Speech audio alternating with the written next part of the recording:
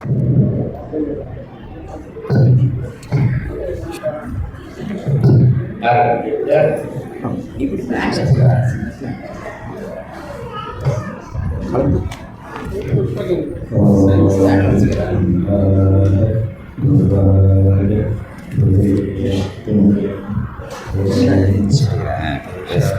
சத்தமாக பேசு.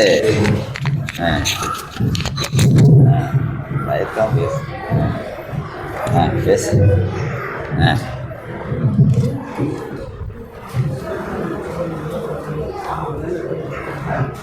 இந்த 21ஆம் நூற்றாண்டின் ஒரே ஒருவனுக்குத்தான் புத்தி என்றால் அது இந்த ஜெகநாதனுக்குத்தான் என்று உறுதியிலும் உரைத்தவர் அன்னார் சுவாமி. ஜெகநாதர் இருந்தும் விட்டார், நம் உள்ளத்தில் உயர்ந்தும் விட்டார்.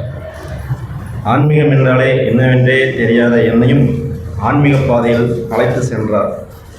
1997ஆம் ஆண்டு அன்னாரை சந்தித்தேன்.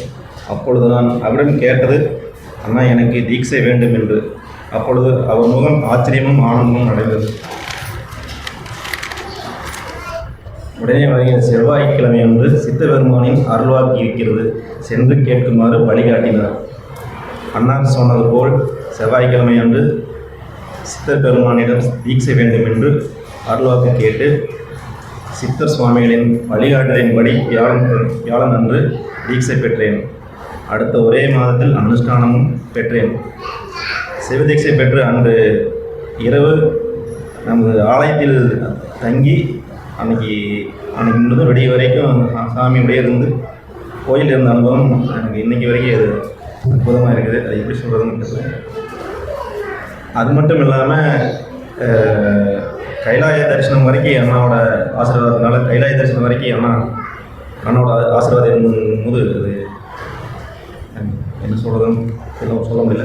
இப்படி என்னையும் உய்விக்கும் பொருட்டு உயர்ந்தவர் அன்னார் ஜெகநாதர், என்னை விட உயர்ந்தவர்.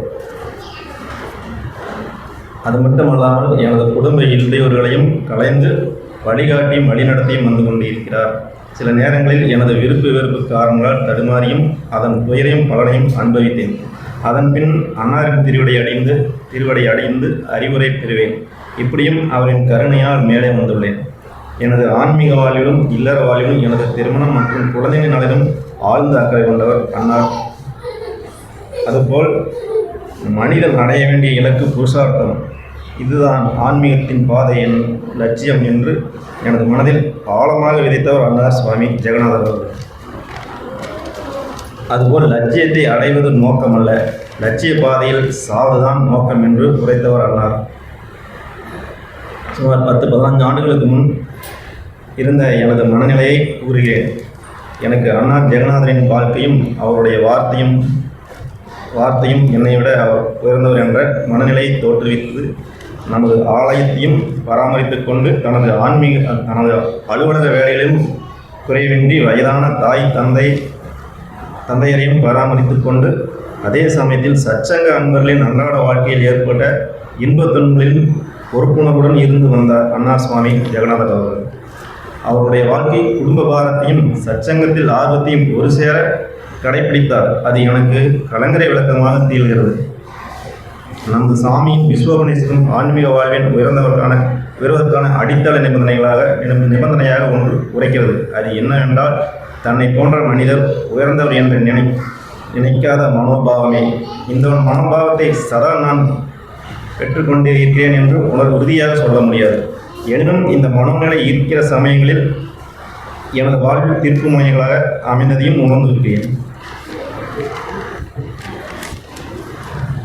எனது குடும்பத்தின் சச்சரவுகள் தோன்றிய பொழுது எங்களது இல்லம் தேடி வந்து எங்களது உணர்வுகளையும் புரிந்து கொண்டு பெண்களை நீக்கி வந்தவர் அன்னார் சுவாமி ஜெகநாதர் அவர்கள், என்னை விட உயர்ந்தவர். தொழில் நிமித்தமாக எனது எக்ஸல் வண்டியில் பாரத்தை ஏற்றி சுமார் 80 கிலோமீட்டருக்கு மேல் செல்லும் பொழுது என்னை விட அன்னார் சுவாமி ஜெகநாதர் அவர்கள் தனது MIT வண்டியில் கோயில் பராமரிப்புக்காக மண்ணெண்ணெய், பூக்கள்,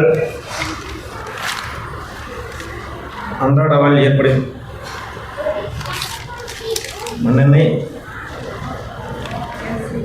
கேஸ் சிலிண்டர் பொடி, கோலப்பொடி மற்றும் கேஸ் சிலிண்டர்கள் இதியாதி முதலியவனை ஏற்றிக்கொண்டு பிரயாணம் செய்த பொழுது நினைவு கூறாமல் இருக்க முடியாது. சங்கடம் தரும் வாதங்கள் நிகழும் போது என்னிடம் ஒரு நிதானம் தோன்றுமேயானால் அது அன்னாரின் சாவகாசத்தின் பாக்கியமே. குடும்ப பாரத்தினால் தொய்வடையும் பொழுது அவரின் முகம், அவருடைய வார்த்தைகளும் என்னை ஆழமான கடலிலிருந்து தூக்கிவிட்டதாய் போல உணர்கிறேன். நிறைவாக சொல்ல வேண்டுமேயானால் எனது சிறுமையை உணர அவரது பெருமை உயர்ந்து கொண்டே போகிறது. தற்பொழுது அண்ணா சுவாமி ஜெகநாதர் சூட்சமாக வழிநடத்தியும் வருவதை அனுபவித்து நான் அவர் அருளாலே அவருத்தால் பணிகிறேன்.